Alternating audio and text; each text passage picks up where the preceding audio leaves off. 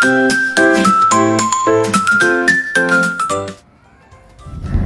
everyone! Today we are going to play and learn here at Kidzona, one of his favorite playhouse. He likes to climb, jump around, slide, and pretend play. Today it's a wonderful day, so come along with us. Let's have fun and enjoy this wonderful day. During playtime, a child can build not just physical structures like towers from blocks, but also essential life skills, social connection, and even their own sense of self.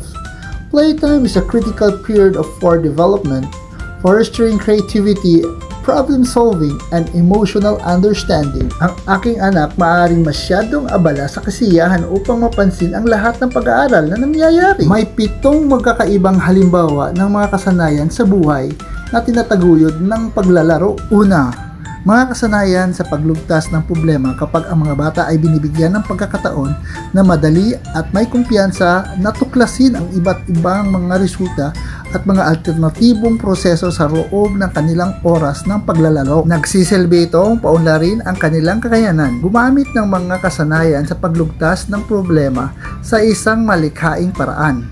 Ang uri ng dula ay naghihikayat sa pag-unlad na ito ay karaniwang kilala bilang exploratory play. Pangalawa, mga kasanayan sa pag-unlad ng motor. Ang pisikal na paglalaro ay ang mga terminong ginagamit upang ilarawan ang hanay ng mga aktibidad na nagbibigay diin sa kombinasyon ng natural na enerhiya sa isang bata at sa kanilang mga pisikal na galawan na nagbibigay daan sa kanila ng pagkakataong higit pang mapahusay ang kanilang mga kasanayan sa pag-unlad ng fine at gross motor. Pangatlo, kasanayan sa wika. Mayroong maraming mga bahagi sa gawain ng pag-unlad ng wika sa mga bata na maaaring matulungan sa pamagitan ng pagkilos ng verbal play. Pang-apat, spatial skills at koordinasyon.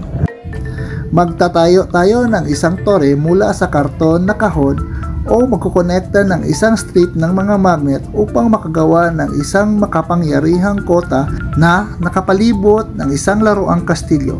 Binibigyang daan ng cognitive play ang mga bata na mas maunawaan ang mga pangunahing function ng bagay tulad ng stacking, pagbuo at pagguhit. Panglima, mga kasanayan sa komunikasyon at negosasyon. Makipaglaro man sa mga kaibigan, magulang o pamilya, ang mga bata ay makibahagi sa mga aktibidad na kooperatiba na makakatulong upang mahasa ang kanilang mga kasanayan sa komunikasyon at negosasyon. Mag-aaral kung paano magbahagi ng mga laruan, magpalitan at tumulong sa iba sa kanilang paligid. Ang pang-anim ay malikhaing kasanayan. Ang pagkamalikhain ay parehong karaniwan at mahalagang elemento ng mga aktibidad sa oras ng paglalaro ng isang bata na hinihikayat sa pamamagitan ng isang uri ng laro na kilala bilang papahayag na laro. Panghuli at ikapitong mga kasanayan sa pre-reading at reading comprehension. Ang pagbabasa ay isa ring pangunahing bahagi ng pag-unlad sa mga kasanayan sa wika. Till next time guys, paalam! Love you, Kidzuna!